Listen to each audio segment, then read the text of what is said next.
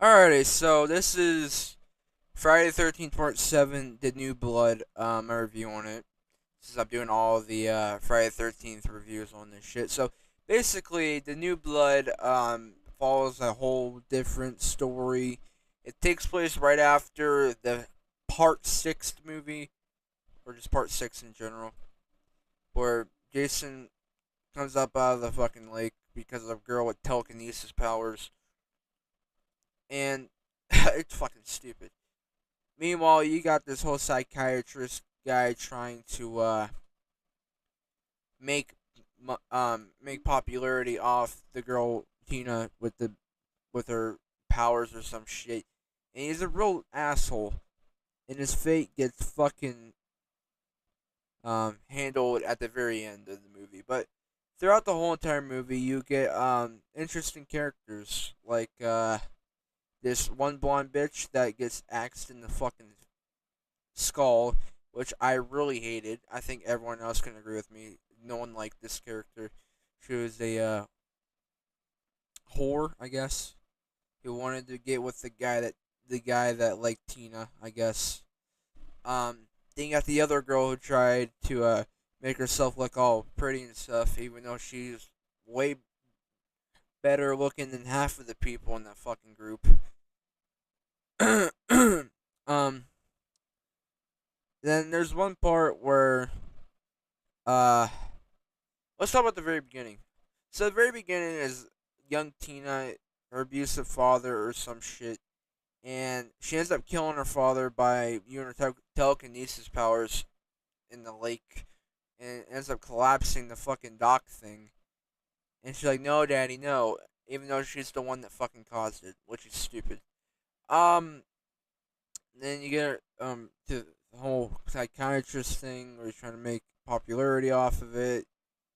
That's why he called her there because that's where this shit happened. Then they then the psychiatrist doesn't believe a fucking word she's saying because he's trying to uh I don't know, trying to get as much fucking footage as he can. Meanwhile, Jason's literally out there killing people. Let's talk about the ending. So the ending is where Tina and Jason face off. Tina ends up produce getting this weird liquidy green shit coming out of Jason's fucking skull thing, and it makes his mask come the fuck off, revealing his face. So this is the first time you get to see Jason without his hockey mask, I guess.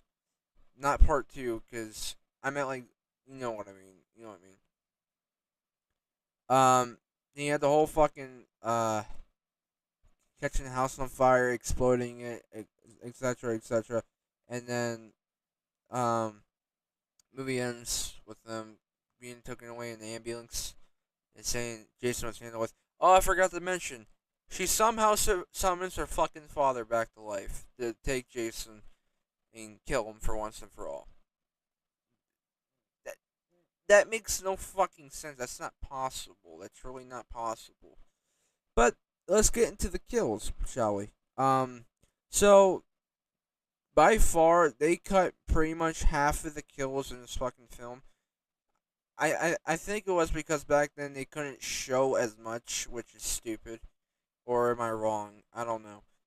So I think my favorite kill would probably have to be the part where Jason punches his fucking fist through that guy's fucking body like it's nothing, which is pretty cool. Then there's one kill where he throws a fucking thing at a woman's throat or a guy's throat. I can be completely wrong. I got the kills right here listed. So, um, Maddie, I don't know the fuck that is. She got off-screen death. Head crushing. I remember that one. Party horn driven in the eye. Yeah, that's a pretty brutal one. Uh, the the the the stomach knife stab wasn't really that good of a kill. It was just barely anything. Um, impaled with the spear. Yeah.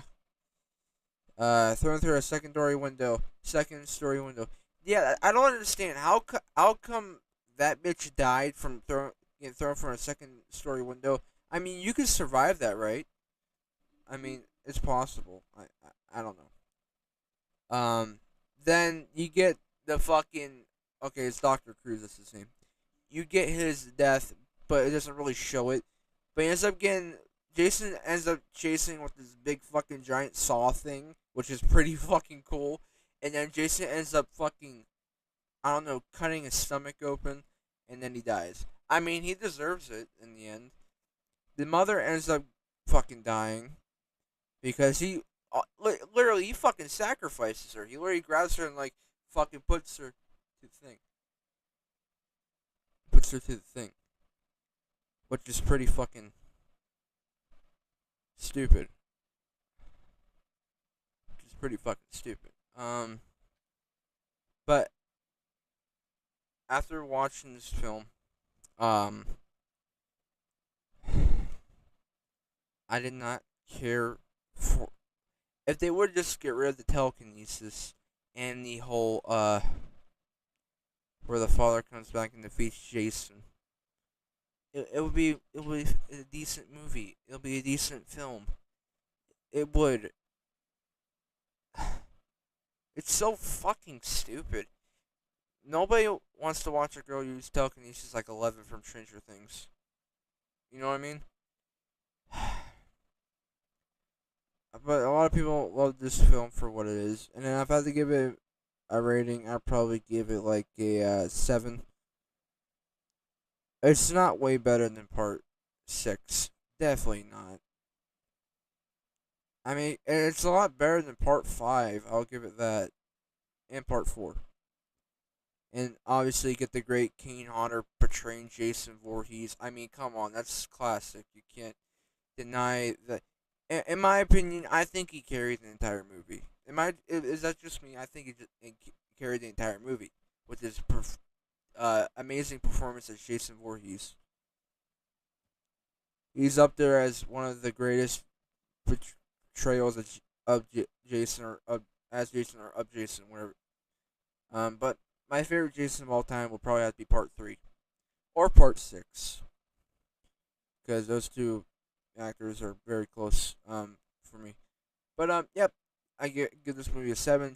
Friday the 13th Part 7, The New Blood, and yeah, next is Friday the 13th Part 8, Jason Takes Manhattan. Very long title if you ask me. Yeah, but yeah, that's pretty much about it.